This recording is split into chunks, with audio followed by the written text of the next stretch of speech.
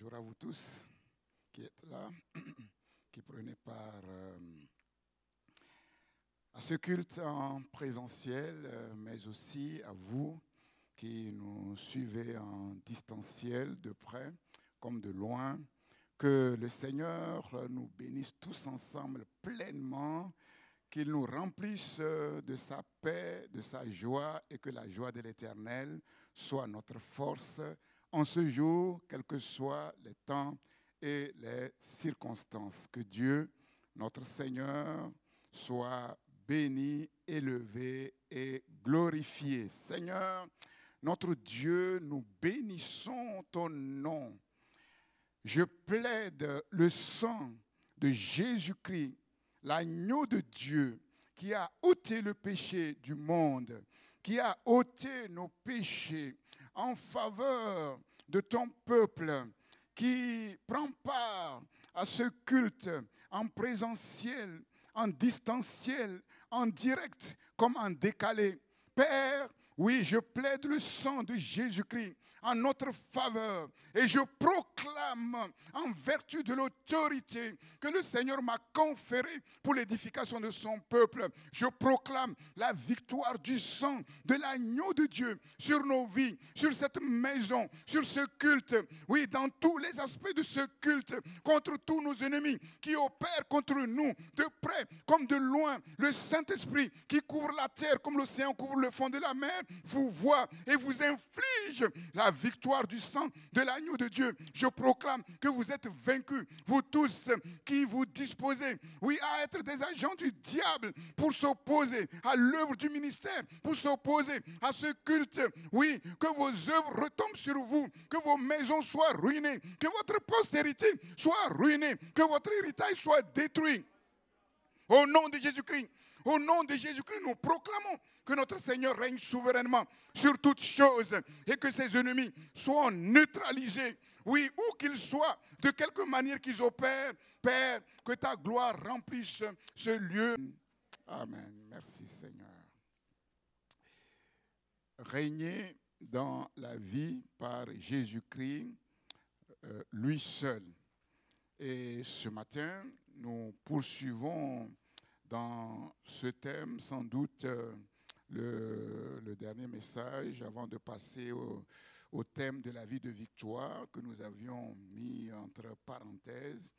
Et ce matin, je vais donner quelques indications sur la signification et aussi les implications du fait de régner dans la vie par Jésus-Christ lui seul. Régner dans la vie par Jésus-Christ lui seul, signification et implication. Beaucoup d'enfants de Dieu ignorent que Dieu n'agit pas dans le désordre. Dieu a un plan parfait. Dieu a des projets parfaits pour son peuple. Beaucoup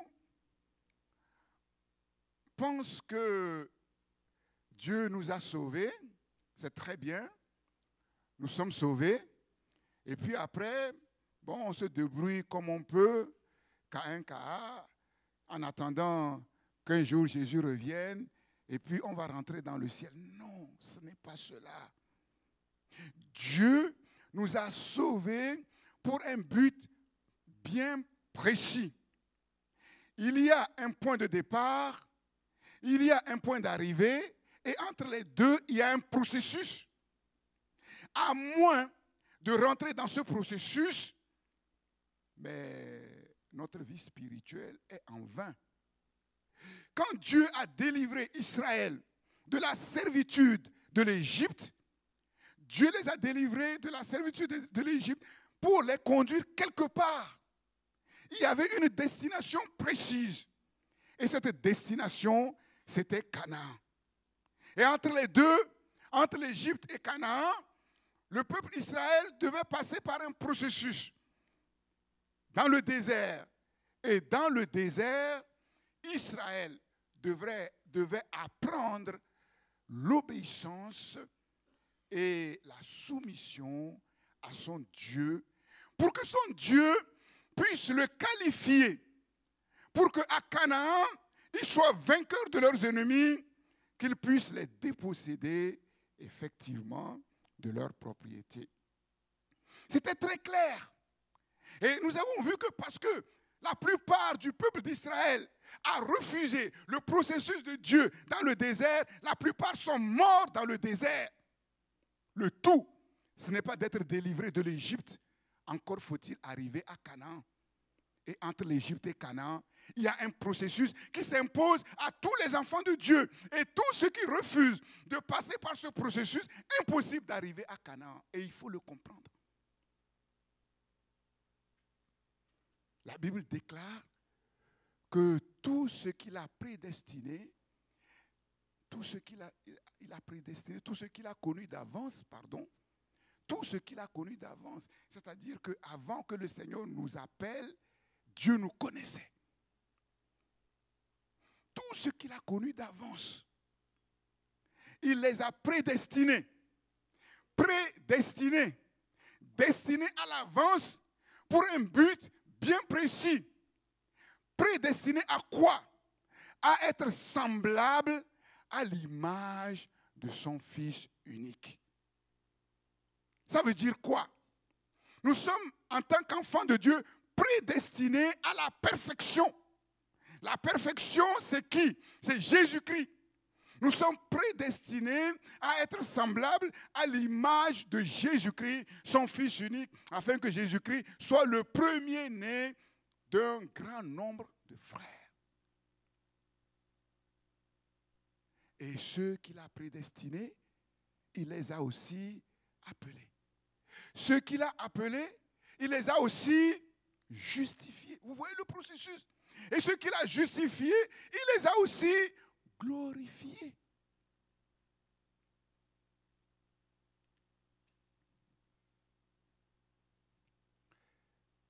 Régner dans la vie par Jésus-Christ lui seul. Signification et implication. Premièrement, le fondement pour régner dans la vie, c'est, comme je l'ai dit, être au bénéfice de la révélation personnelle de Jésus-Christ. Le chef de toute royauté sur la terre.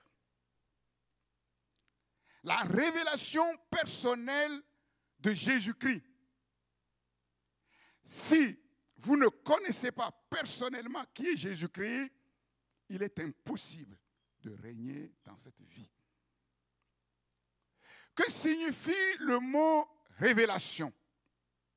Littéralement, le mot révélation signifie ôter le voile. Ôter le voile.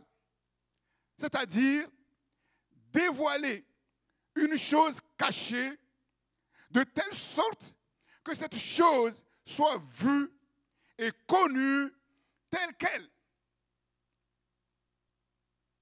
La révélation de Jésus-Christ, c'est le voile qui est ôté afin que nous puissions connaître Jésus-Christ, non pas tel qu'il paraît être, mais tel qu'il est réellement. Sans la révélation, impossible de connaître Dieu. Dieu est transcendant, c'est-à-dire séparé de la création, infiniment élevé au-dessus de sa création, de par sa nature, c'est-à-dire son essence, ce qui fait que Dieu est Dieu, il est radicalement différent de l'homme.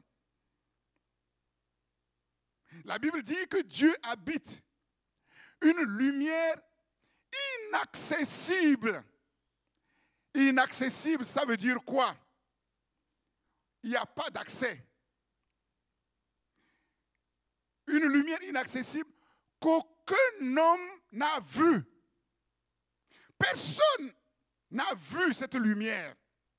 Qu'aucun homme ne peut voir Non seulement personne n'a vu, mais aucun être humain n'est capable d'accéder à cette lumière. L'être humain, quel qu'il soit, ne peut pas voir Dieu et vivre. Dieu est lumière. Et quand on parle de lumière, on parle de soleil.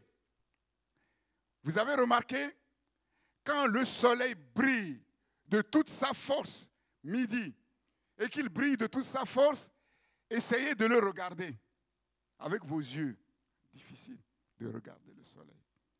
Et pourtant, le soleil est environ à 150 millions de kilomètres de la Terre. 150 millions de kilomètres de la Terre. Vous vous rendez compte? Et bien qu'il soit aussi éloigné, quand il brille de toute sa force, il est impossible que nous puissions le regarder. Et les scientifiques disent que la température du soleil, vous savez à peu près combien ça fait en degrés Celsius? 5500 degrés Celsius. Quand il fait chaud dans un pays qui fait 60 degrés, la canicule qui a frappé la France, je ne sais même pas si on a dépassé les 50 degrés. Hein? Même pas. 5500. Et le soleil, c'est la créature de Dieu. Mais Dieu, lui, il rentre dans le soleil, il repart, il sort.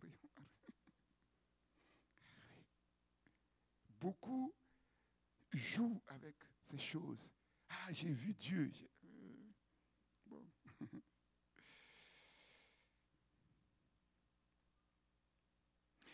Même sans le péché, l'être humain a besoin de révélation pour connaître Dieu tel qu'il est. Mais le péché a rendu l'être humain spirituellement aveugle. 2 Corinthiens 4:4. À cause du péché, l'intelligence de l'homme est obscurcie, corrompue.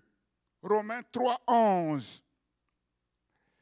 Et pour l'homme naturel, les choses de Dieu, c'est une pure folie.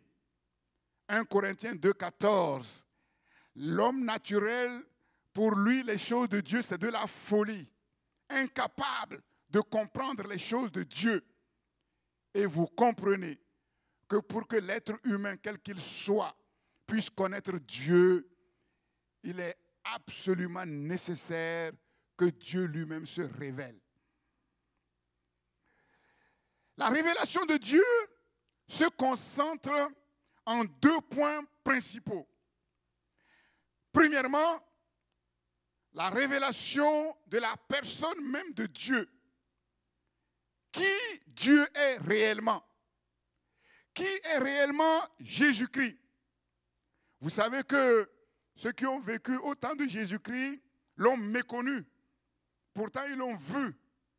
Pourtant, ils ont mangé avec lui. Et deuxièmement, la révélation divine se concentre sur les projets de Dieu. Ce que Dieu a fait, ce que Dieu fait et ce que Dieu fera. Les desseins de Dieu, les projets de Dieu à l'égard de l'humanité et à l'égard de son peuple. Il y a 2 modes de révélation principaux. Dans le livre de Job, il est écrit que Dieu parle tantôt d'une manière, tantôt d'une autre. Mais Dieu se révèle principalement par 2 modes. Le premier mode de la révélation, c'est ce qu'on appelle la révélation générale, universelle, accessible à tous.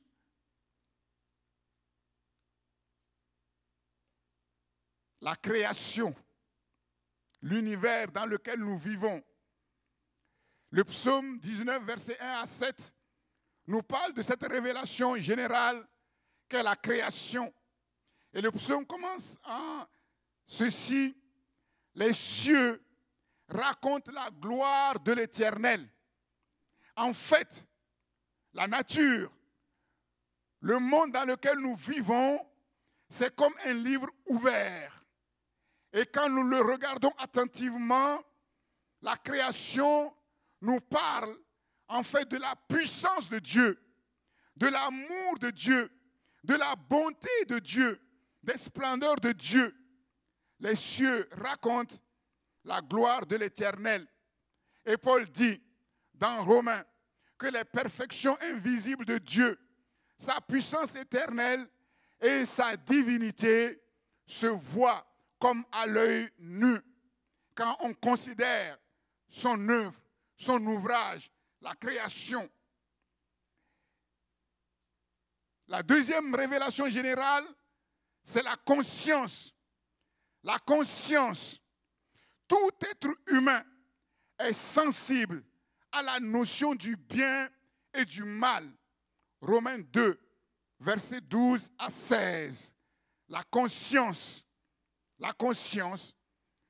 un peu comme la loi de Dieu écrite dans le cœur de chaque être humain. Emmanuel Kant, le grand philosophe, disait ceci: deux choses faisaient toujours grandir en lui l'admiration et le respect. Ces deux choses, c'est quoi? C'est le ciel étoilé. C'est extraordinaire, le ciel étoilé. Et la loi morale au fond de son cœur. Ce sont ces deux modes de révélation générale. Mais il y a un problème. Le problème, c'est que la révélation générale ne permet pas à l'être humain de connaître vraiment Dieu, sa personne, son caractère, tel qu'il est vraiment. Pourquoi? Parce qu'à cause du péché, la conscience fonctionne mal. Conscience, c'est conscience. Science, connaissance. Connaître. Conscience, c'est connaître avec. La conscience ne fonctionne qu'avec ce qu'on lui donne. Si on dit à l'enfant, ne mets pas tes pieds sur la table, parce que mettre ses pieds sur la table, c'est mauvais, sa conscience va enregistrer, et quand il va mettre son pied sur la table, sa conscience va lui dire c'est mal. Donc, conscience, c'est connaître avec. Mais pour que la conscience fonctionne bien, il faut que le fondement de la connaissance soit la vérité. Mais comme les êtres humains n'ont pas la Bible comme la norme de la vérité, en vérité, la conscience fonctionne pas bien, aussi bien qu'elle devrait fonctionner.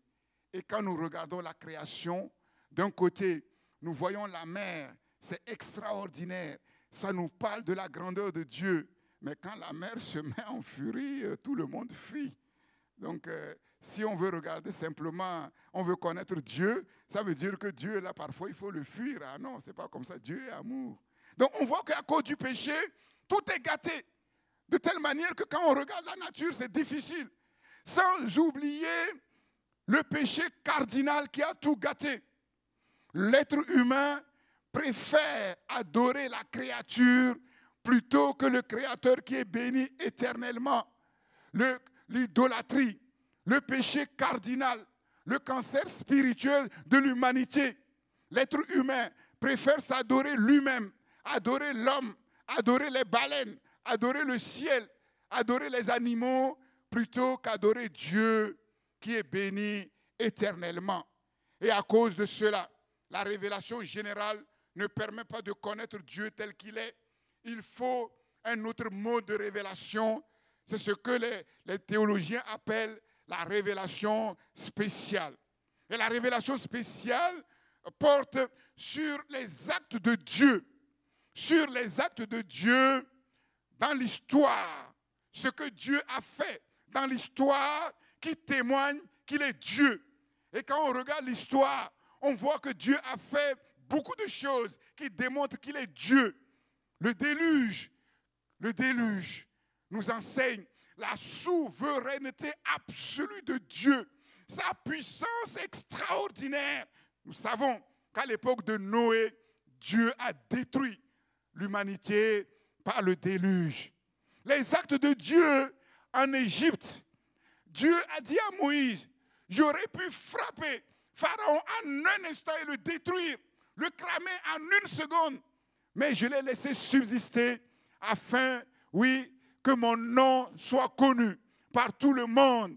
Et nous avons vu comment Dieu a étendu sa main pour démontrer sa souveraineté sur les faux dieux. Oui, Pharaon croyait qu'il était assis sur les dieux qui étaient indestructibles. Pharaon croyait qu'avec ses dieux, il était tout puissant. Mais tous ces dieux ont été renversés. Tous ces dieux ont été ridiculisés. Et Dieu a démontré qu'il y a un Dieu qui est souverain. Il y a un Dieu qui est au-dessus de tous les dieux. Et comme cela, nous voyons que Dieu a démontré au travers de ses œuvres, au travers de ses actes dans l'histoire qu'il est Dieu, afin qu'on publie son nom par toute la terre. Oui, vous vous souvenez, j'ai parlé il y a quelque temps de Nebuchadnezzar, ce roi qui était considéré comme le roi des rois, oui, qui était, on pourrait dire, un roi tout-puissant, et comment Dieu l'a ridiculisé. Et ce même Nebuchadnezzar a écrit à toute l'humanité pour dire qu'il n'y a pas un Dieu au-dessus de Dieu de Daniel, le Dieu souverain. Les actes de Dieu dans l'histoire, mais aussi la parole de Dieu. Dieu se révèle au travers de sa parole. Hébreux 1:1 dit, après avoir autrefois, à plusieurs reprises et de plusieurs manières, parlé à nos pères par les prophètes, Dieu, dans ces derniers temps, nous a parlé par le Fils. La parole de Dieu, la parole prophétique. Dieu s'est révélé au travers de la parole prophétique. Et au travers de sa parole, au travers de ses révélations spéciales, comme je vous l'ai dit, nous voyons que la révélation de Dieu s'est faite de manière progressive, étape après étape, parce que l'être humain est incapable de supporter toute la révélation de Dieu en un instant. Et comme je vous l'ai dit, la dernière étape de la révélation spéciale, c'est Jésus-Christ. Jésus-Christ, qui est la révélation parfaite de Dieu. Et le point culminant de cette révélation parfaite, c'est la mort de Jésus sur le mont Golgotha, sur la croix. Et cette mort qui est la révélation suprême de l'amour de Dieu pour l'humanité. Et sa résurrection qui démontre l'infinie grandeur de la puissance de Dieu. Toute la révélation est consignée dans un livre, la Bible. Toute la révélation est consignée dans un livre, la Bible. Mais le problème, c'est que la Bible est un livre à la fois fermé et ouvert. Fermé pour tous ceux à qui Dieu n'a pas donné la capacité de comprendre. Ouvert pour ceux dont Dieu a touché leur entendement et leur a communiqué l'intelligence spirituelle pour la comprendre. Donc nous comprenons que la révélation est nécessaire, mais la révélation n'est pas toujours suffisante. Pourquoi? Parce qu'on peut recevoir la révélation de Dieu comme on le voit en Jésus-Christ et ne pas comprendre.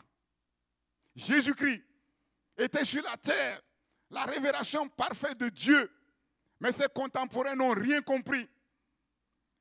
Avec la révélation, il faut ce qu'on appelle l'illumination. Une chose, c'est d'avoir un songe, une vision qui vient de Dieu. Mais une autre chose, c'est de comprendre ce que le songe veut dire. Pharaon a reçu un songe, mais il n'a rien compris. Nebuchadnezzar a reçu un songe, mais il n'a rien compris. Besoin de l'illumination pour comprendre.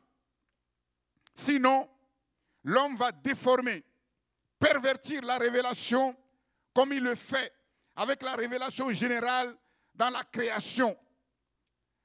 Abraham a reçu une révélation extraordinaire et authentique, mais parce qu'Abraham n'a pas compris le sens, la signification de cette révélation, il l'a perverti. Et aujourd'hui, le monde entier porte les conséquences de la naissance d'Ismaël qui n'est pas conforme au plan de Dieu. Israël a été le dépositaire de la révélation de Dieu pour l'humanité. Leur Messie est venu, ils l'ont méconnu. Et c'est eux qui ont tué leur propre Messie. Tu peux avoir une révélation authentique de Dieu, mais si tu ne la comprends pas, persécuter Dieu.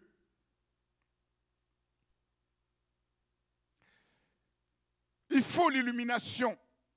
Et l'illumination divine, c'est la lumière intérieure donnée par l'Esprit de Dieu pour comprendre la réalité, l'autorité et la signification de la révélation que Dieu donne afin de vivre en accord avec cette révélation.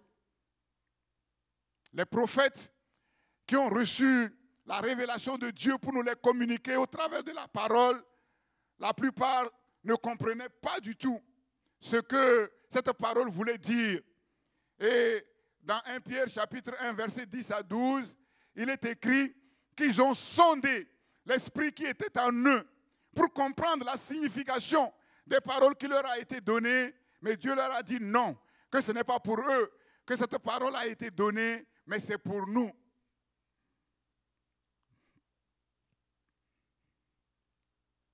La révélation, l'illumination. Mais la révélation, l'illumination sont nécessaires, mais pas toujours suffisantes. Donc, vous voyez, les choses de Dieu, ce n'est pas comme ça. Les enfants de Dieu, ils prennent les choses en gros. Et ils pensent que ça... Non. Il faut aller en profondeur. Il faut comprendre les choses. La révélation, c'est bien. L'illumination, c'est bien. Mais ce n'est pas suffisant. Qu'est-ce qui manque? Qu'est-ce qui manque? C'est bien de savoir qui est Jésus. C'est bien de bien comprendre qu'il est le Fils de Dieu, que nous avons tout pleinement en lui. Mais ce n'est pas suffisant. Il faut l'obéissance. Tu as beau recevoir toutes les révélations les plus authentiques du monde, l'illumination la plus grande du monde, mais si tu n'obéis pas, tu vas piétiner, marcher sur ces choses, pervertir le plan de Dieu. L'obéissance. Quand Dieu se révèle, il exige deux choses. Écoutez-moi bien, les mots sont bien choisis. Il exige, je dis bien, il exige. Ce n'est pas une option. Quand Dieu se révèle, il exige deux choses. La confiance totale en Dieu et l'obéissance inconditionnelle. Confiance et obéissance, c'est tout ce que Dieu nous demande. Dieu n'a pas besoin de nous pour faire. Quand Dieu a créé cet univers, il n'a eu besoin de personne, d'aucune créature. Dieu n'a pas besoin de toi pour l'aider à faire ce qu'il dit qu'il va faire dans ta vie. Mais Dieu a besoin de deux choses. La confiance en Dieu et l'obéissance inconditionnelle. Si Dieu te demande, comme il a fait d'Abraham, prends ton fils ou ta fille et va l'offrir en holocauste, est-ce que tu vas le faire? Si Dieu te demande tout ce que tu as en épargne, dans ton compte épargne là, prends ça et viens déposer à l'église, est-ce que tu vas le faire? Si tu n'es pas capable de le faire, pourquoi tu veux que Dieu se révèle à toi? Pourquoi tu veux que Dieu te donne l'illumination? Pourquoi? Et c'est ça. Et c'est pour cela que beaucoup d'enfants de Dieu sont assis dans les ténèbres. Ils prient, mais Dieu ne bouge pas. Parce que Dieu sait que s'il leur révèle ces choses, ils ne bougeront pas.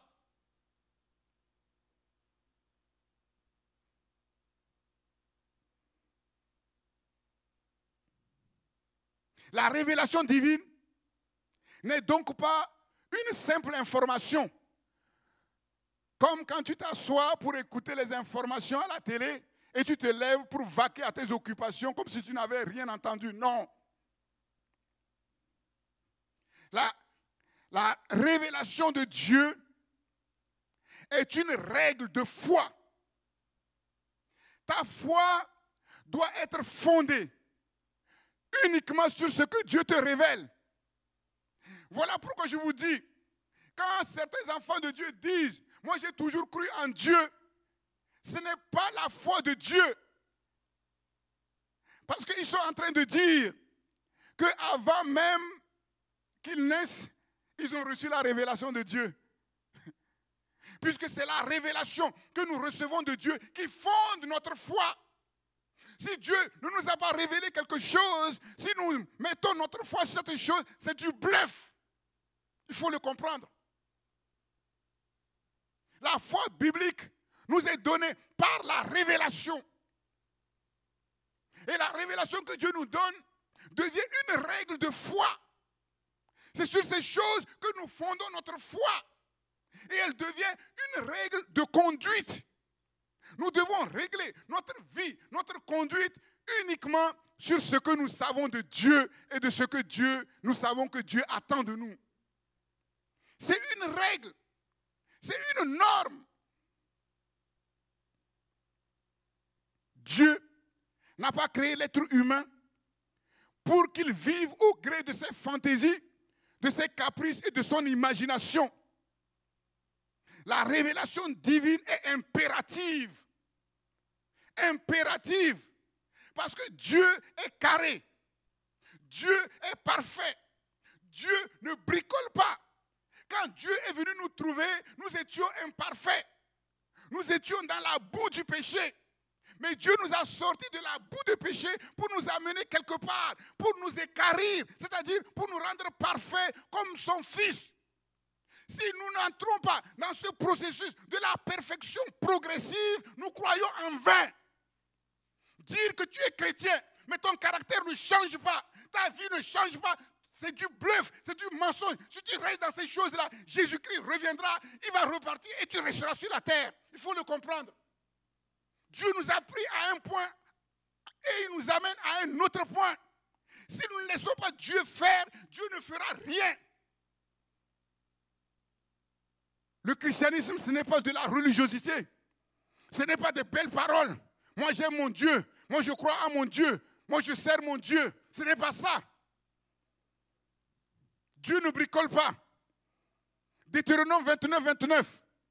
Les choses cachées sont à l'Éternel notre Dieu et les choses révélées sont à nous et à nos enfants afin que nous mettions en pratique toutes les paroles de la loi.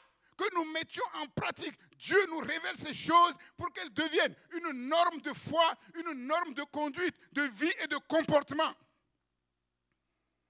À quelques exceptions près, Dieu se révèle uniquement à ceux qui veulent faire sa volonté, à ceux qui sont prêts à obéir. Deuxièmement, que signifie régner dans la vie? Nous allons voir dans Deutéronome 17 les conditions pour être un bon roi. Deutéronome 17.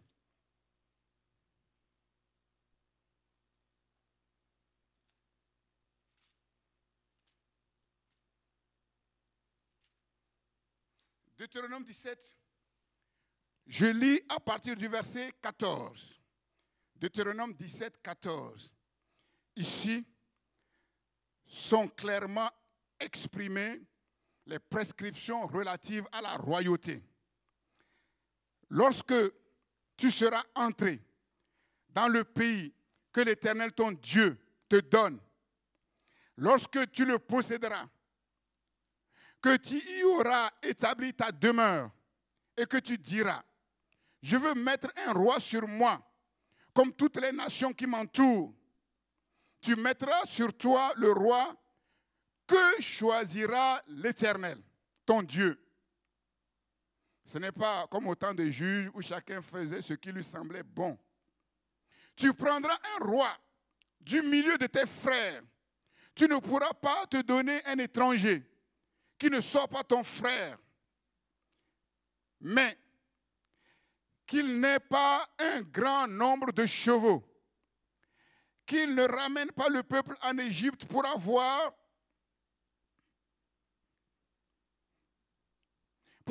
beaucoup de chevaux. Car l'Éternel vous a dit, vous ne retournerez plus par ce chemin-là, qu'il n'ait pas un grand nombre de femmes, afin que son cœur ne se détourne point, qu'il ne fasse pas de grands amas d'argent et d'or. Quand il s'assiera sur le trône de son royaume, il écrira pour lui dans un livre, une copie de cette loi qu'il prendra auprès des sacrificateurs, les Lévites. Il devra la voir avec lui et y lire tous les jours de sa vie, afin qu'il apprenne à craindre l'Éternel, son Dieu, à observer et à mettre en pratique toutes les paroles de cette loi et toutes ses ordonnances, afin que son cœur ne s'élève point au-dessus de ses frères et qu'il ne se détourne de ses commandements ni à droite ni à gauche, afin qu'il prolonge ses jours dans son royaume, lui et ses enfants, au milieu d'Israël. On voit ici clairement les prescriptions pour être un bon roi selon Dieu. Mais en même temps, on voit aussi ce qui fait la faillite des rois terrestres. Clairement. C'est là qu'on voit que la parole est la parole de Dieu. Et on voit que aujourd'hui, ce qui fait que les chefs, les rois échouent, on le voit là. On le voit là. L'orgueil, que son cœur ne s'enfle pas. Les femmes. Bon, ici on ne le voit pas. Mais en Afrique, en Asie, les rois, ils ont plusieurs femmes. Les femmes. Le luxe, l'argent, la richesse, la belle vie. Dans les palais, la luxure. Vous avez vu peut-être le film Mobutu à un certain moment, mais c'était la démesure. La démesure. C'est ça. Mais aussi, nous voyons les conditions pour être un bon roi. Et quelles sont ces conditions? Quelles sont ces conditions?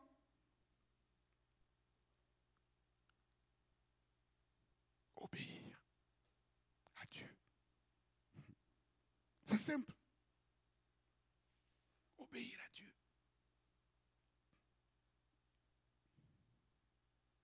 Que signifie régner dans la vie?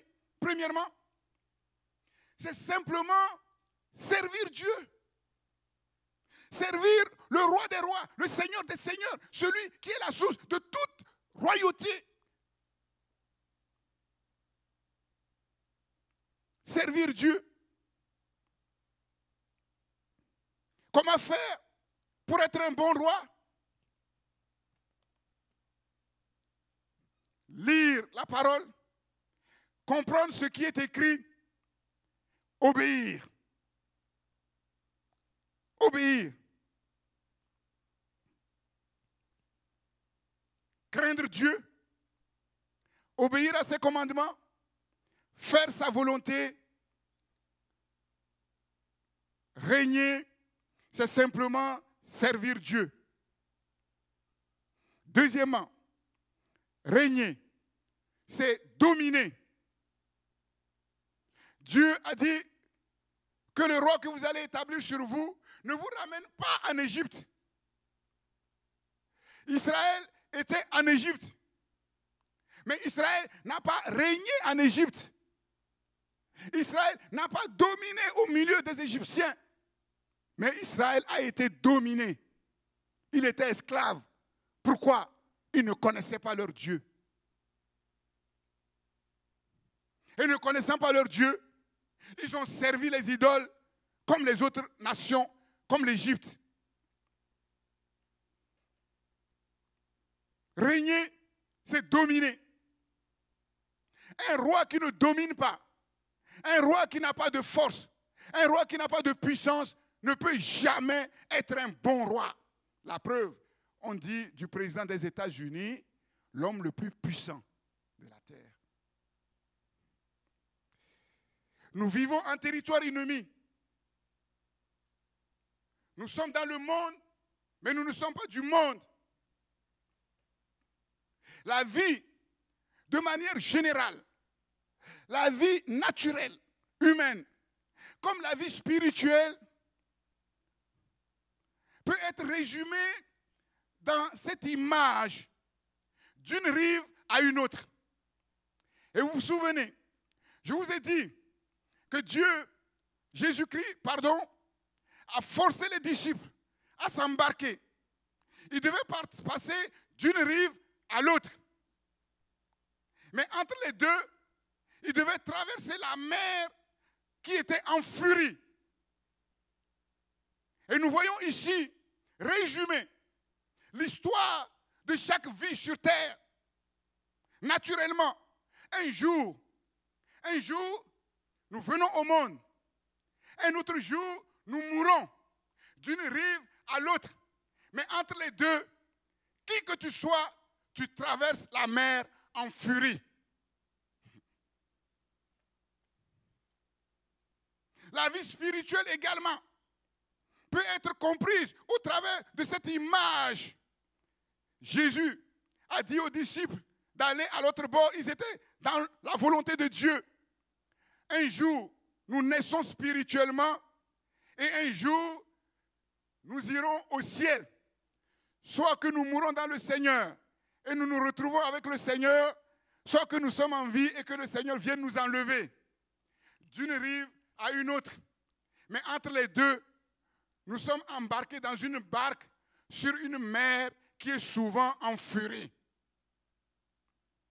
Et si nous ne sommes pas équipés à dominer, si nous ne sommes pas équipés à régner, personne ne pourra arriver à l'autre rive. Dominer. D'une rive à l'autre, nous comprenons que notre destinée divine sur la terre ne s'accomplit pas dans la facilité. Il y a des oppositions. Il y a des forces hostiles. Il y a des puissants du mal qui se dressent contre nous. Les vagues qui sont souvent en furie. Et quand nous lisons dans la parole de Dieu, nous voyons que tous les héros de la Bible ont connu adversité. Ils ont connu opposition, toutes sortes d'empêchements. Mais la Bible nous dit, dans Hébreux chapitre 11, qu'ils sont sortis vainqueurs.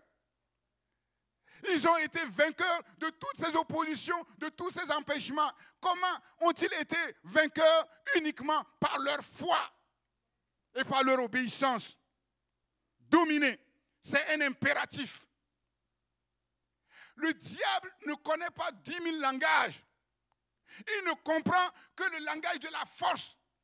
Si le diable décide de venir frapper à ta porte pour s'opposer à toi, il n'y a que par la force que tu peux le mettre dehors. Ce n'est pas en disant, démon, qu'est-ce que je t'ai fait? Laisse-moi tranquille. C'est pas ça. C'est pas comme ça. C'est pas comme ça. Il ne connaît que le langage de la force. Ou bien il est plus fort que toi, ou bien tu es plus fort que lui. Il n'y a pas d'autre alternative. C'est un impératif de dominer. Si tu ne domines pas, tu seras dominé. Tu as beau dire que tu es enfant de Dieu, le crier par tous les toits, tu seras dominé. Pour avoir un travail, c'est compliqué. Pour se marier, c'est compliqué. Pour avoir des enfants, c'est compliqué. Et comme je l'ai dit, malheureusement, les enfants de Dieu acceptent des choses qui ne sont pas acceptables. Pourquoi? Parce qu'ils ne connaissent pas leur Dieu et le diable les trompe. Dominer ou être dominé. Dominer sur quoi? Sur le péché. Sur le péché. Sur les puissants du mal. Sur toutes les forces hostiles. Car nous n'avons pas à lutter contre la chair et le sang, mais contre les dominations, les autorités, les principautés et les esprits méchants dans les lieux célestes. C'est pourquoi prenez toutes les armes de Dieu afin de résister dans le mauvais jour et tenir ferme après avoir tout surmonté. Et quelles sont ces armes? Jésus en nous. Nous en Jésus, Nous sommes revêtus de Jésus et nous sommes revêtus de toutes les armes dont nous avons besoin. Parce qu'au nom de Jésus-Christ, quand notre foi est fondée sur la révélation de Jésus, aucun démon ne peut tenir. Le diable lui-même ne peut pas tenir devant toi.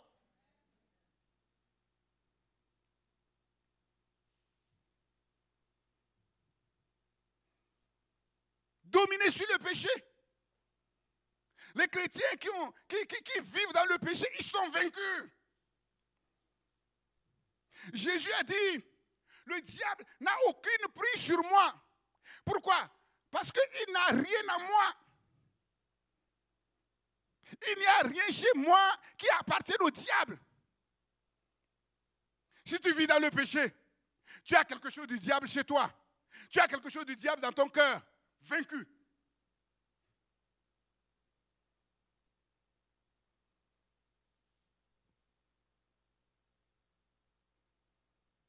Dominer sur les temps et les circonstances. Si tu ne peux pas régner quand tout va mal, tu ne pourras pas régner quand tout va bien. Parce que la force qui te permet de dominer quand tout va bien, c'est la même force qui te permet de dominer quand tout va mal. Si tu ne peux pas supporter d'être célibataire, quand tu vas te marier, ton conjoint sera un problème pour toi, tu ne le supporteras pas.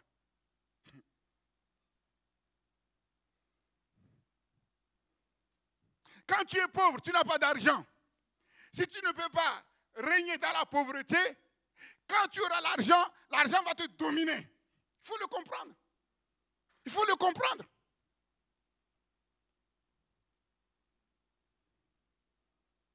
Régner quand tout va mal, mais aussi régner quand tout va bien. C'est quand on apprend à régner quand tout va mal qu'on est qualifié pour régner quand tout va bien.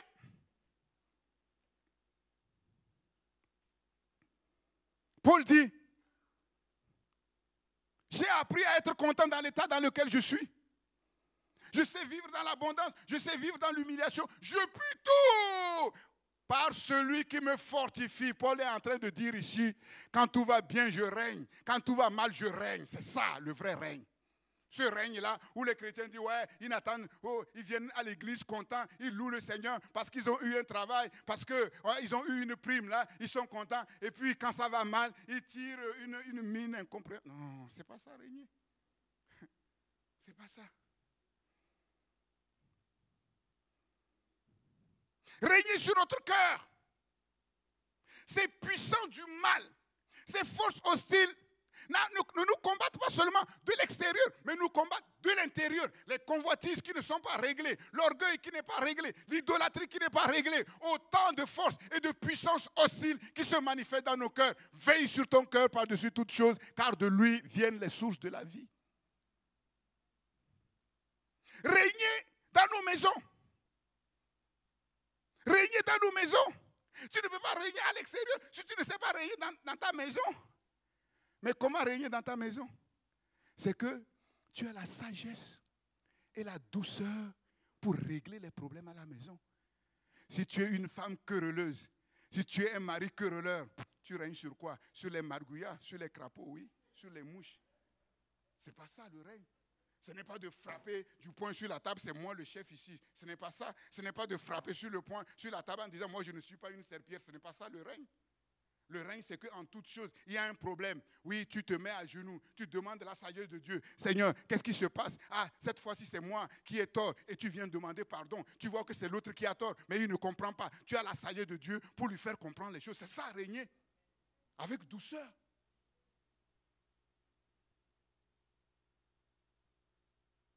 Aujourd'hui, l'homme porte culotte, la femme porte culotte.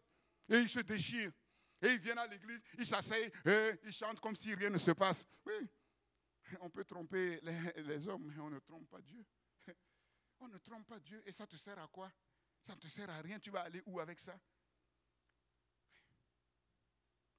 Régner au travail.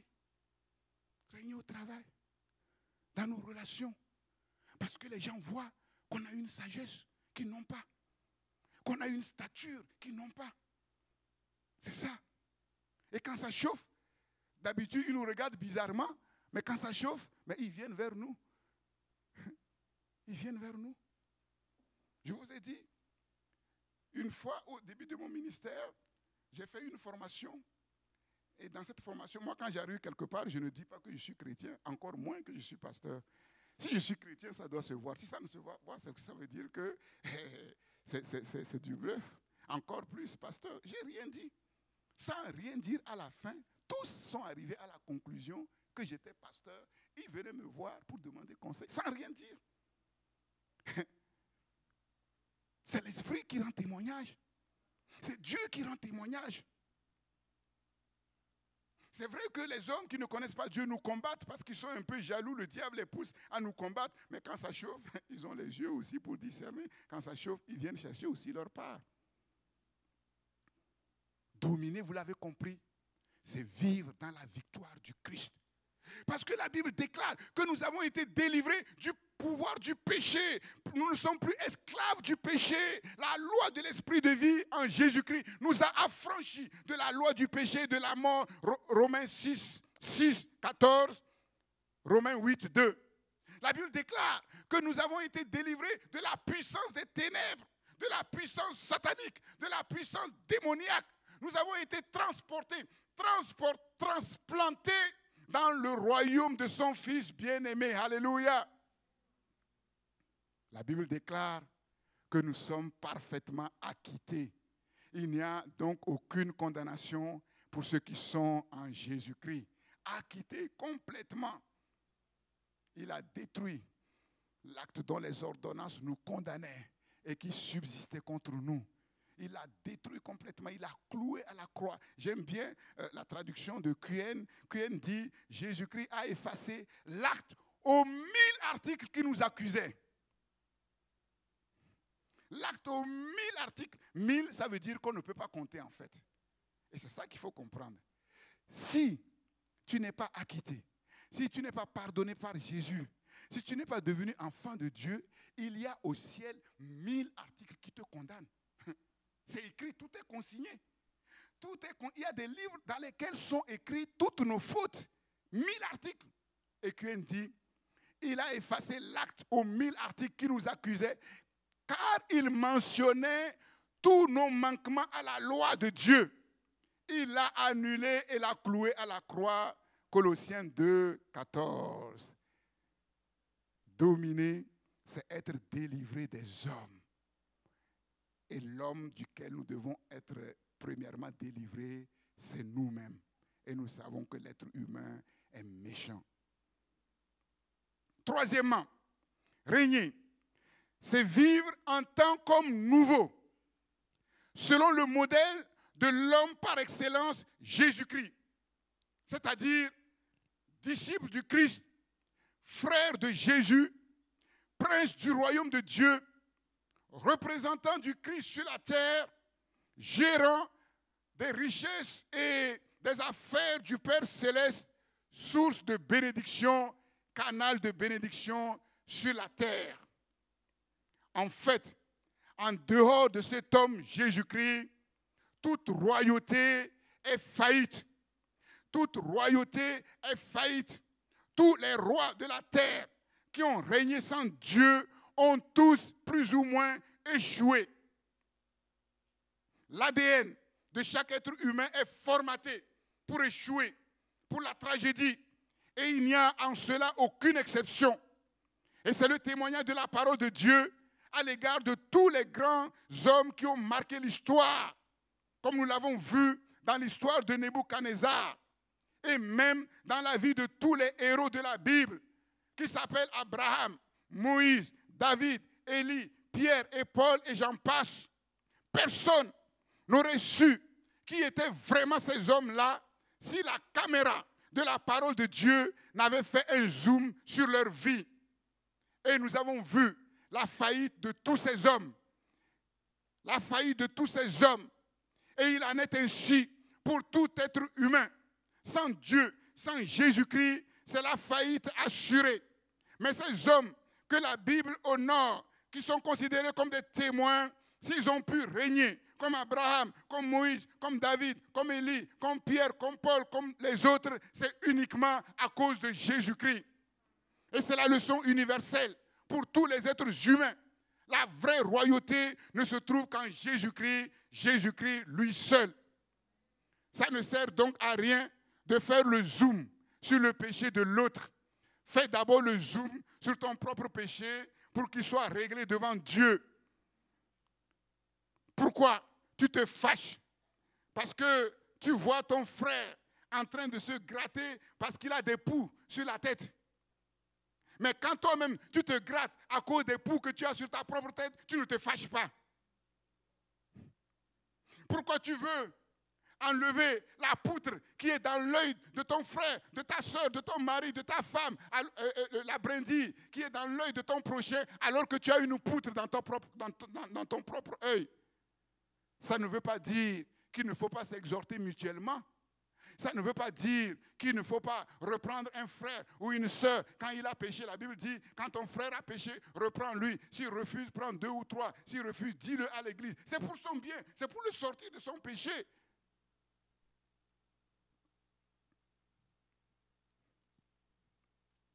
Je vais vous demander peut-être 10 minutes parce qu'il faut que je termine. Il faut que je termine. Ce n'est pas utile de revenir encore. Troisièmement, que signifie l'expression Jésus-Christ seul? Que signifie l'expression Jésus-Christ seul? D'abord, comme nous l'avons dit, parce que lui seul concentre tous les mystères. Jésus-Christ seul est le mystère de Dieu. Ça veut dire que pour connaître Dieu, il faut passer par Jésus. Jésus-Christ seul est le mystère de l'homme. Personne ne peut savoir qui est vraiment l'être humain. Tu ne pourras jamais savoir qui tu es vraiment devant Dieu sans Jésus-Christ. Il est le mystère de la vie. Il est le mystère de tout l'univers. Il est tout suffisant, comme nous l'avons vu. Il est parfaitement Dieu. Il est parfaitement homme. Il est l'homme parfait. Il est la source de tout. La source de l'univers. Il est la source de la vie. Il est la source du vrai bonheur. L'homme ancien, le premier homme, c'est-à-dire Adam, a été vaincu par le diable, par le péché, déchu de la royauté, et il a entraîné toute l'humanité avec lui. L'homme nouveau, le deuxième homme, le dernier Adam, c'est-à-dire Jésus-Christ, a vaincu le diable, a vaincu le péché, et il a reconquis la royauté, il a restauré la royauté pour l'homme.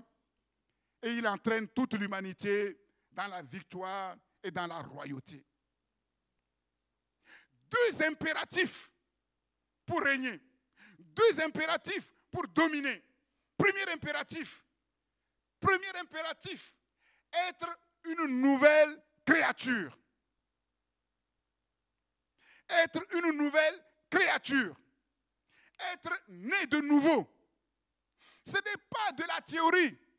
Ce n'est pas un concept philosophique. Jésus a dit à Nicodème, à moins d'être né de nouveau, tu ne peux ni voir le royaume de Dieu, ni entrer dans le royaume de Dieu. Et la question fondamentale de fond que tu dois te poser, mon frère, ma soeur, est-ce que tu es réellement né de nouveau? Ce n'est pas du rafistolage.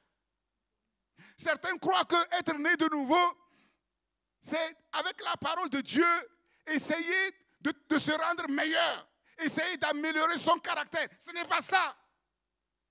Être né de nouveau, c'est que Jésus, tu as laissé la puissance de Dieu vaincre ton cœur de pierre, vaincre ton caractère, et que quelque chose de nouveau, la semence divine a commencé dans ton cœur. C'est ça la nouvelle naissance. Ce n'est pas améliorer le vieux moi. Ce n'est pas améliorer ton caractère. Comme on dit, à vouloir chasser le naturel, il revient au galop. Ce n'est pas ça. La nouvelle naissance, c'est que l'ancien moi, la vieille femme, le vieux homme, il est mort. Il est mort. Il est mort. Dieu nous a donné le pouvoir de devenir enfant de Dieu, de devenir une nouvelle création. Il a enlevé le cœur de pierre et il nous a donné un cœur de chair rendu capable d'obéir à Dieu et de faire du bien.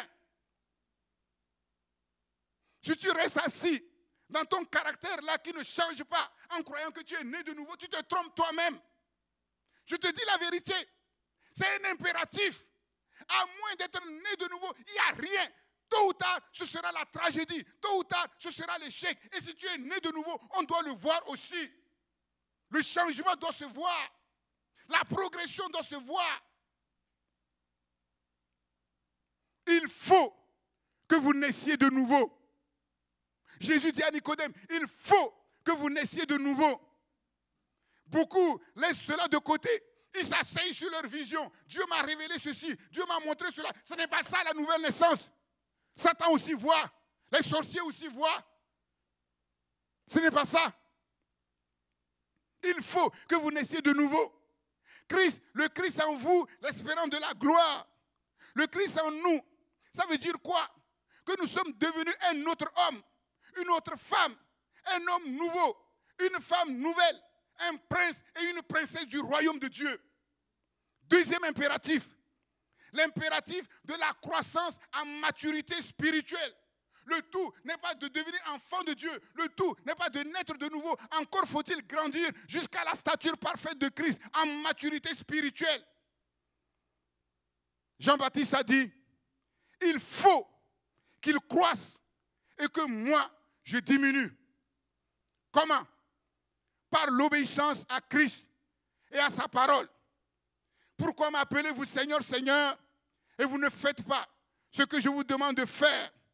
Ce ne sont pas ceux qui disent Seigneur, Seigneur, qui chantent de beaux cantiques et qui dansent sur ces beaux airs, qui vont entrer dans le royaume dans le royaume de Dieu, mais tous ceux qui font la volonté de mon Père qui est dans le ciel. Avant la royauté, la formation, l'éducation et la clé, c'est l'humilité et l'obéissance. Dans Jean, il est écrit, ils seront tous enseignés, c'est-à-dire instruits de Dieu. Et vous savez, pour qu'un enfant sur la terre devienne adulte, responsable, il faut qu'il soit bien éduqué, il faut qu'il soit bien instruit, enseigné, formé, instruit dans la sagesse divine. Laissez-moi vous dire une chose, formé, enseigné, instruit, ce n'est pas venir s'asseoir pour écouter les prédications et rentrer chez soi et va. Non! Ce n'est pas ça. Personne ne va à l'école et se contente simplement d'écouter les cours que les professeurs débitent et puis à l'examen, sans avoir étudié à la maison, il réussit. Personne. Les choses de Dieu sont plus carrées que tout ce que vous pouvez apprendre dans les plus grandes universités. Elles sont plus profondes que tout ce que vous pouvez apprendre dans les plus grandes universités. Et les enfants jouent avec la parole de Dieu. Voilà pourquoi ta vie est superficielle. Et Dieu te dit ce matin, si tu continues ainsi, les problèmes vont tomber sur ta tête. Tu vas crier, Dieu ne répondra pas. Parce qu'au moment où il t'a appelé, tu n'as pas répondu. Il faut le comprendre. Dieu n'envoie pas sa parole. Ces enseignements que je suis en train de vous donner, c'est des heures de prière, dans le jeûne, de recherche. Si vous les prenez et vous ne faites rien, vous serez responsable devant Dieu. C'est ça. Le peuple de Dieu joue avec la parole de Dieu. Tu écoutes ce message. Viens me voir. Moi, je vais te faire un examen écrit. Et je vais te demander de répondre aux questions. Tu auras 2 sur 20. 2. Et je suis gentil. Tu auras 2 sur 20. Aucun être humain n'a la capacité d'écouter et de tout emmagasiner. Surtout ces choses-là.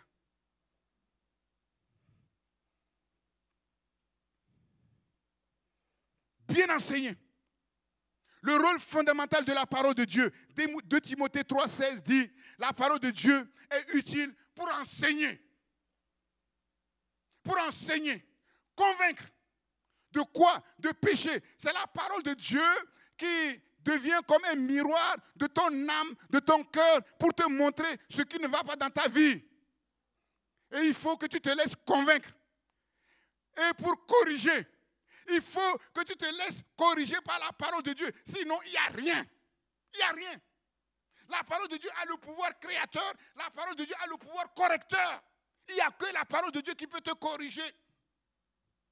Pour instruire dans la justice. afin que l'homme de Dieu, la femme de Dieu soit accomplie et propre à toute bonne œuvre, c'est-à-dire qualifiée pour régner, qualifiée pour dominer. Et nous voyons ici aussi le rôle fondamental des ministères établis par Jésus-Christ lui-même. Comme je vous l'ai dit, dans les palais sur la terre, le roi choisit des précepteurs bien triés à la volée. Et vous savez que ce qui fera un bon roi, c'est la qualité des préceptes que ce précepteur lui a communiqués. L'importance des ministères. Parce que Dieu nous a donné une illumination que vous n'avez pas. C'est notre don. La capacité d'entrer en profondeur que par vous-même, vous ne pouvez pas. Vous avez vos dons, chacun a son don. Les chrétiens qui disent, oui, moi, tu viens me voir, moi je vais te donner un texte, je vais te demander de me donner l'esprit, tu ne pourras pas. Il y a des choses compliquées, comme Paul dit, dont les ignorants, les gens superficiels, tordent le sens. Ils disent, Dieu m'a dit, mais c'est le diable qui a dit. Mais je vais lire, vous allez comprendre.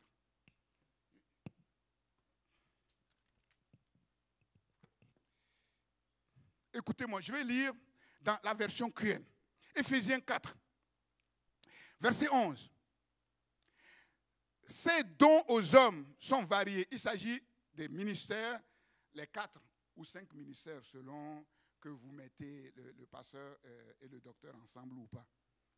Ces dons sont variés.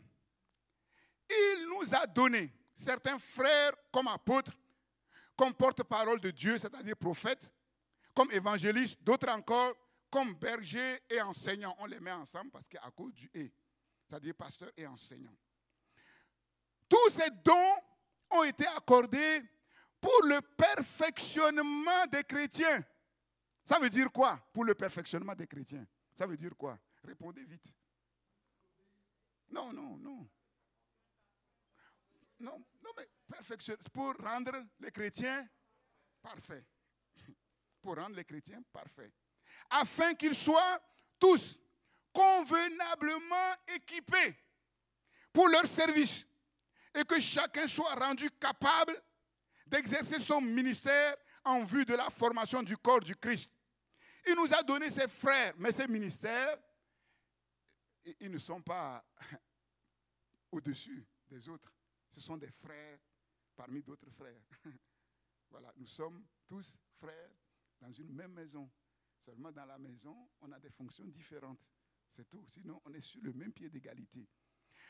Il nous a donné ses frères pour que nous parvenions à une profonde unité par le moyen de la foi et à une profonde unité par le moyen de la foi et d'une parfaite, regardez les mots que Kuhn utilise, hein, d'une parfaite connaissance du Fils de Dieu.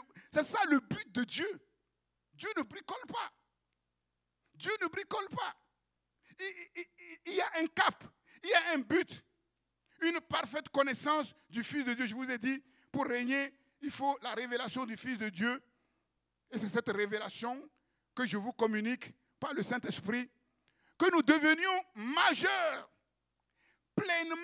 pleinement matures, que notre personnalité atteigne son plein épanouissement sur le modèle du Christ. Il n'y a qu'un seul modèle. Si tu es né de nouveau, tu as reçu ce modèle. Ce modèle doit grandir et on doit le voir sur le modèle du Christ. Et que nous formions tous ensemble un homme parfait.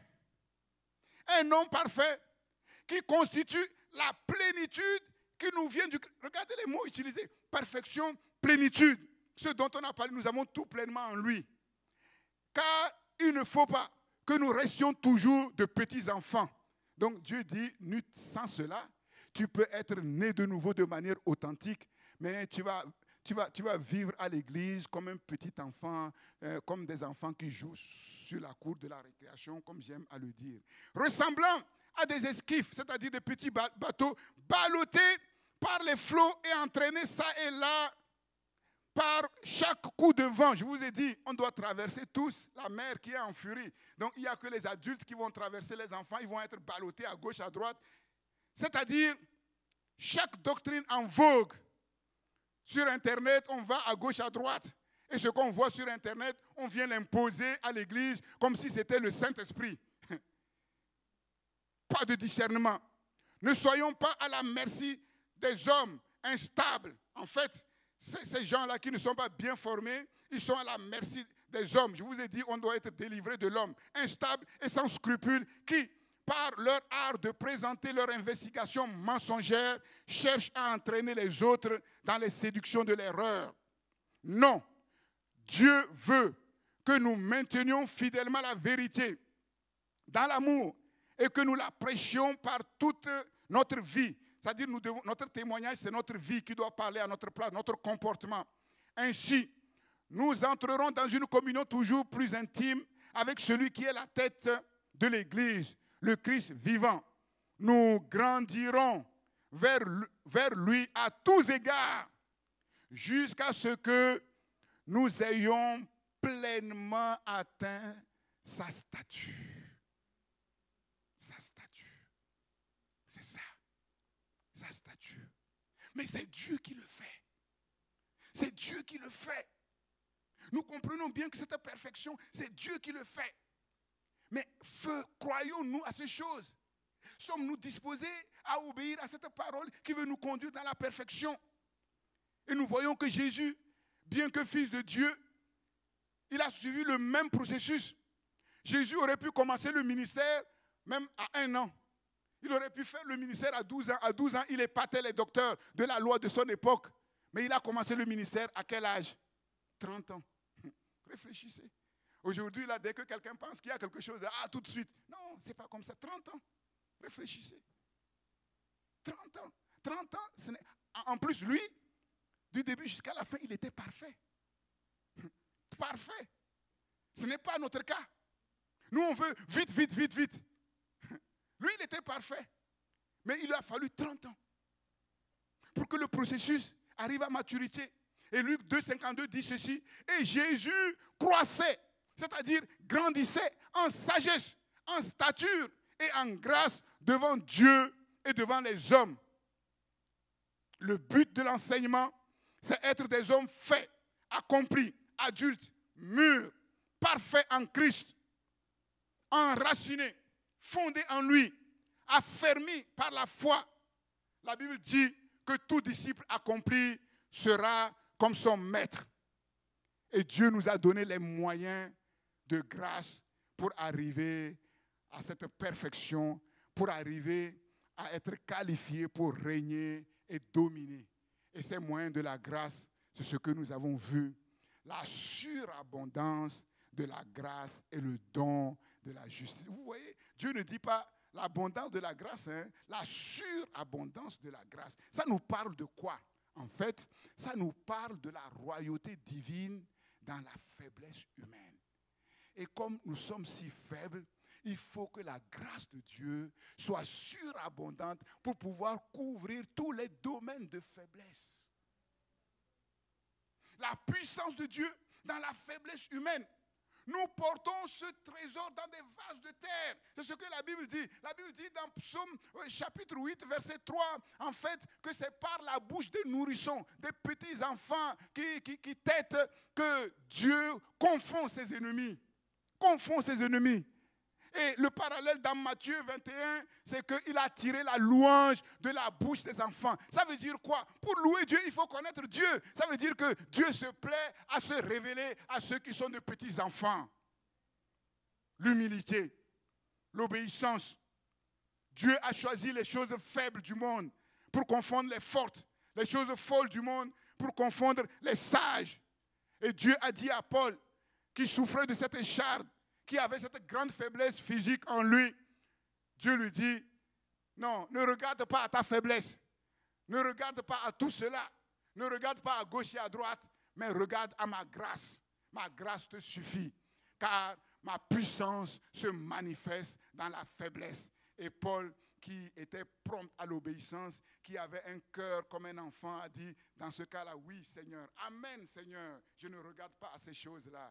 Alléluia, quand je suis faible, c'est alors que je suis fort. Alléluia, tout est grâce, don gratuit, aucun mérite de notre part. C'est par la seule grâce de Dieu et par le seul moyen de la foi.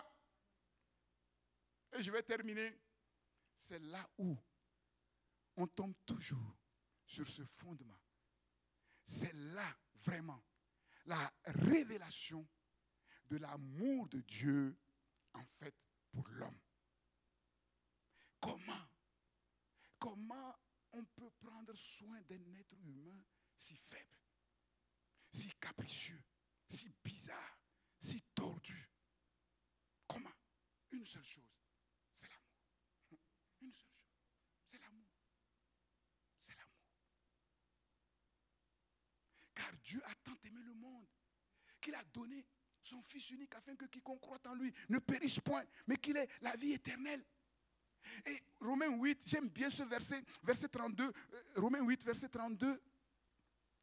Si Dieu n'a pas épargné son propre Fils, en qui il a mis toute son affection, tout son plaisir, celui qui est tout pour lui, s'il ne l'a pas épargné, s'il l'a donné pour nous, comment Dieu ne nous donnera pas toutes choses avec lui?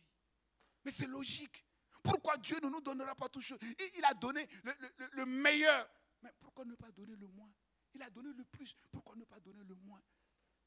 Voyez quel amour le Père nous a témoigné pour que nous soyons appelés ses enfants. Et Jean ajoute, mais et nous le sommes. Si le monde ne le voit pas, si le monde ne le connaît pas, mais c'est une réalité, c'est quelque chose de concret. Ce ne sont pas des fables, ce n'est pas de la théorie.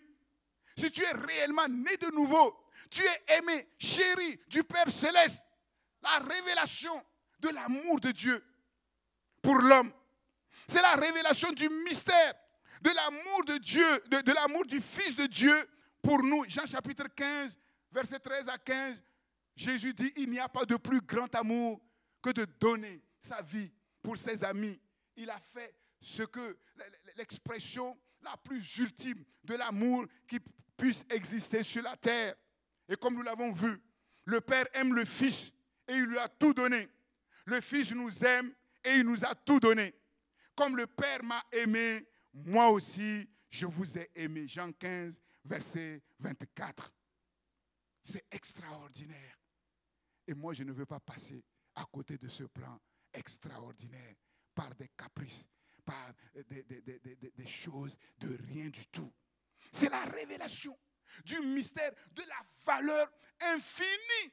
La valeur infinie de l'homme dans le plan de Dieu.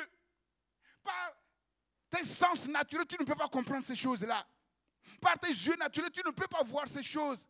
Et nous comprenons que c'est uniquement par la révélation. Si tu n'as pas la révélation de qui est Dieu, si tu n'as pas la révélation de qui est Jésus, tu ne pourras jamais comprendre la valeur infinie que tu as dans le plan de Dieu. Et tu vas passer à côté de ces choses-là. Nécessité de la révélation pour croire. Croire pour comprendre. Comprendre pour obéir. Obéir pour voir la gloire de Dieu afin de régner dans la vie par Jésus-Christ, lui seul. Amen. Amen, amen, amen, amen, amen. L'homme nouveau, la vie du royaume, être imitateur de Jésus-Christ, être semblable au Christ, ce n'est pas de la théorie. Non. Mais ce sont des réalités spirituelles fondamentales, concrètes du royaume de Dieu. Et à moins que ces choses soient concrètes pour notre vie, impossible de voir la gloire de Dieu.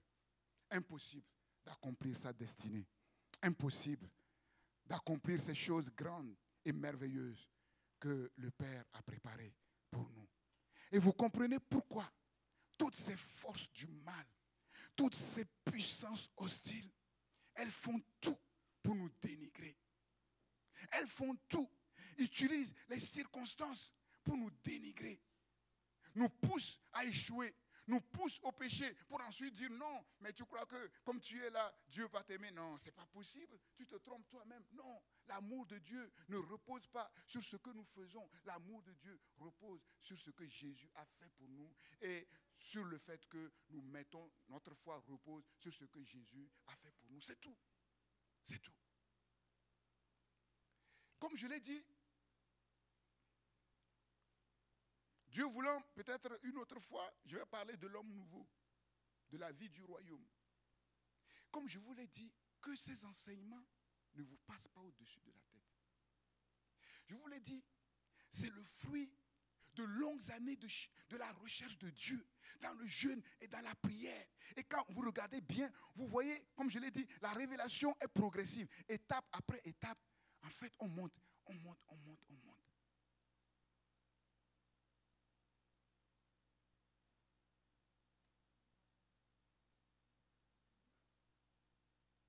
Il y a un combat à mener. Il y a un combat à mener.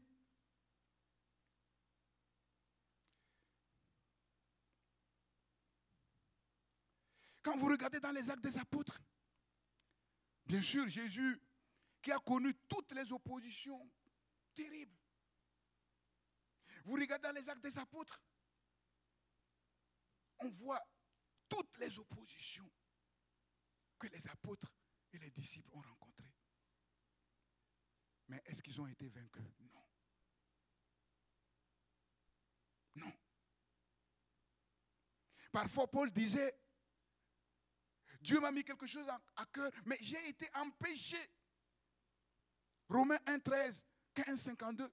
Parfois, il disait, par exemple, dans 1 Corinthiens 16, 9, qu'une grande porte est ouverte devant lui pour l'évangélisation des nations. Mais les adversaires, les ennemis sont nombreux.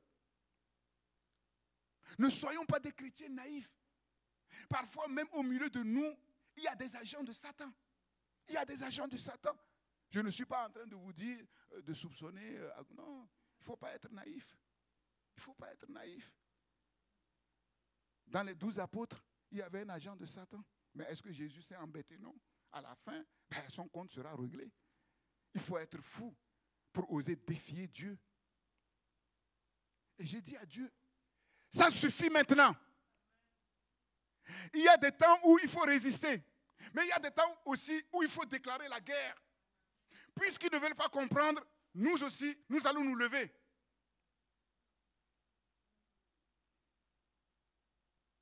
Que le Saint-Esprit démasque ces faux frères, ces faux sœurs qui font semblant d'être avec nous, mais qui travaillent contre nous.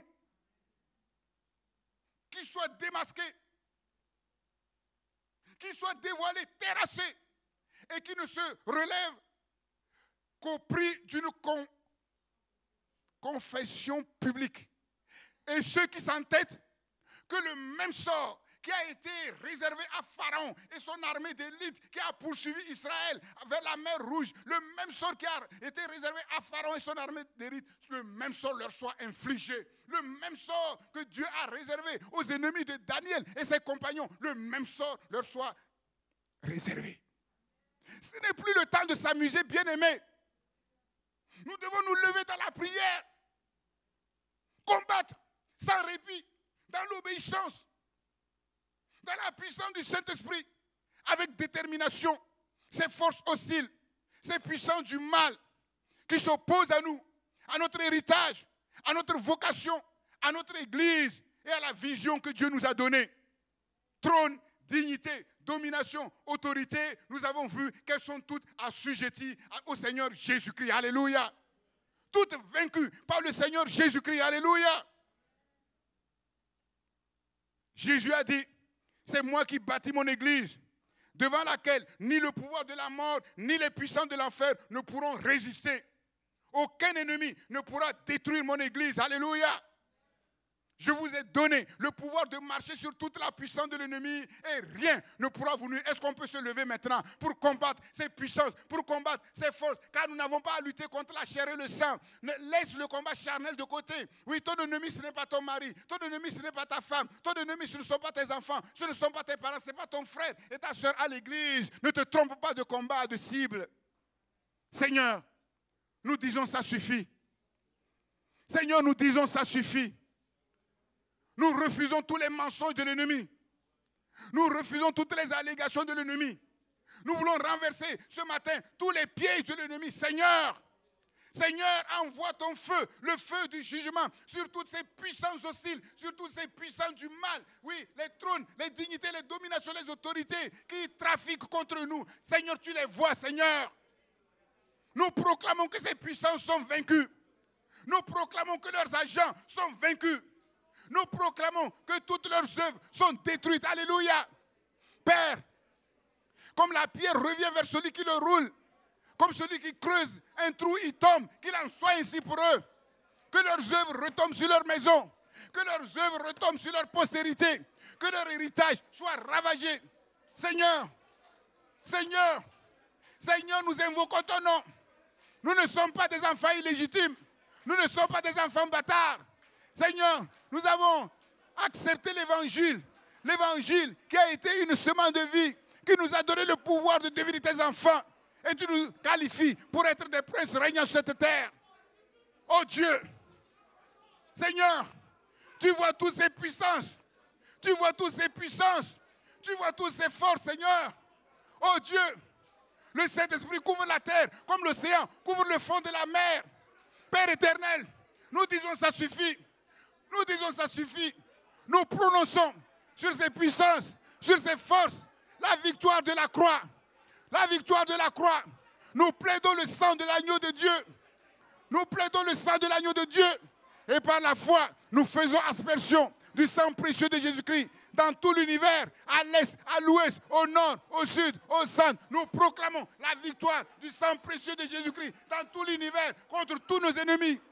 L'adversaire de Dieu, le Léviathan Mammon, le grand dragon, le serpent ancien, l'accusateur des frères, son organisation, ses armées, trône, dignité, domination, autorité, vous êtes vaincus à cause du sang précieux de Jésus-Christ. Leurs agents humains qui servent de canal, de relais pour accomplir leurs œuvres de destruction, vous êtes vaincus à cause du sang précieux de Jésus-Christ. Nous détruisons vos œuvres, vos sortilèges, vos enchantements, vos conjurations, toutes vos ruses dans les moyens de séduction, de mensonges. Nous les détruisons, nous les détruisons, nous les détruisons au nom de Jésus-Christ. Nous envoyons le feu, le feu, le feu, le feu du jugement de la croix sur vous. Vous prenez feu là où vous êtes. Seigneur, glorifie Seigneur ton nom. Justifie Seigneur tes enfants. Justifie Seigneur tes enfants. Nous disons ça suffit, ça suffit.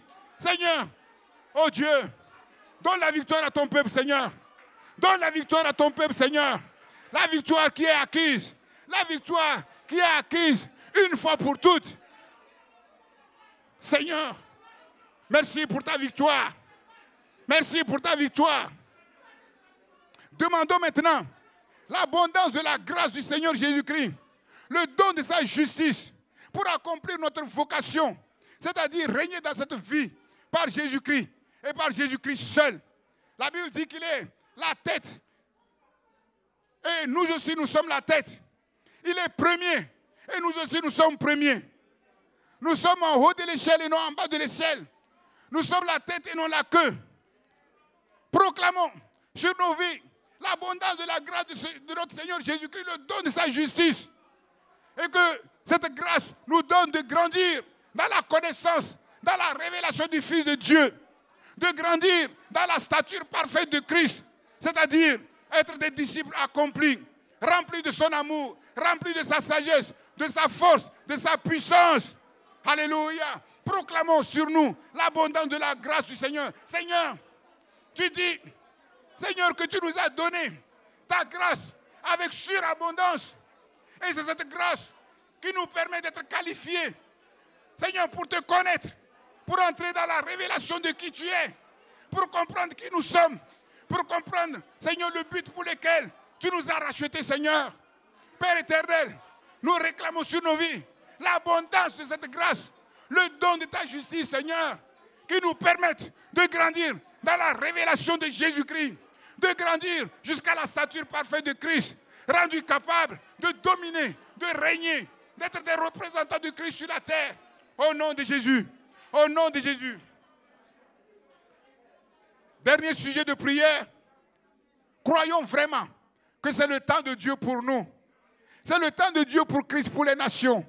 Même si c'est l'année 2022 qui va être l'année de la surabondance. Nous croyons, oui, que les prémices commencent déjà en cette année. Oui, croyons que Dieu se souvient de nous. Que Dieu se souvient de nos prières. Que Dieu se souvienne de nos jeûnes. Et que Dieu se lève sur son trône pour nous secourir. Pour nous donner un témoignage pour les peuples des nations. Et prions maintenant pour libérer sur nos vies, sur nos maisons, sur nos entreprises, sur nos travails, sur nos projets, sur notre église, l'onction de succès, l'onction d'élévation, l'onction de prospérité, l'onction de richesse, l'onction d'abondance, conformément au plan de notre Seigneur, l'onction d'excellence. Oui, Dieu le Père aime le Fils et il lui a tout donné. Dieu le Fils nous aime et il nous a tout donné. Proclamons que tout est à nous, que nous avons tout pleinement, richement, abondamment en Jésus-Christ, qui est le chef de toute domination et de toute autorité. Seigneur, oui, lève-toi, Seigneur, pour nous. Seigneur, souviens-toi de nous, Seigneur. Seigneur, souviens-toi de nous. Souviens-toi, Seigneur, des bonnes paroles que tu as prononcées sur nos vies. Souviens-toi de nos prières, Seigneur, que tu as recueillies dans des coupes d'or, Seigneur. Souviens-toi de nos pleurs. Souviens-toi de tout ce que nous avons accompli, Seigneur, pour ton nom. Et lève-toi, Seigneur, pour nous secourir. Seigneur, libère sur nous, sur nos maisons, sur nos entreprises, nos travails, Seigneur. Oui, sur nos projets, sur notre église, Seigneur.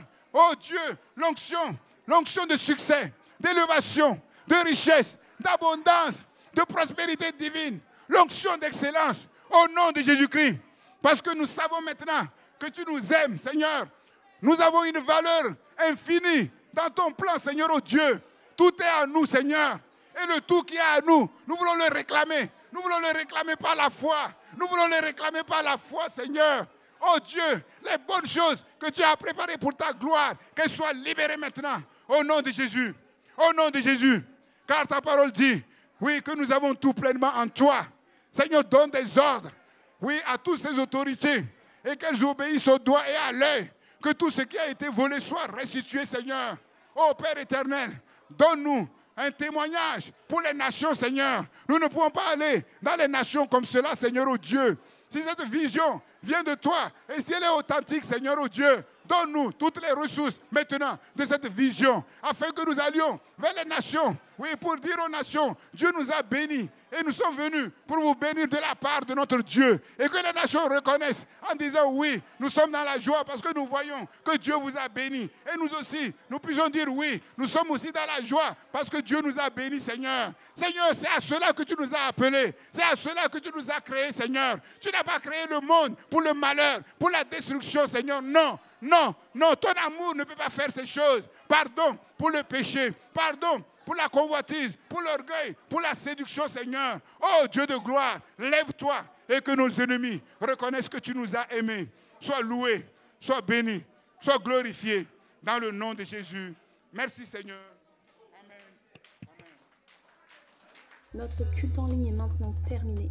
Merci à tous de nous avoir suivis. Vous pouvez nous suivre sur christpourlesnations.com. Nous vous souhaitons une excellente semaine. À dimanche prochain.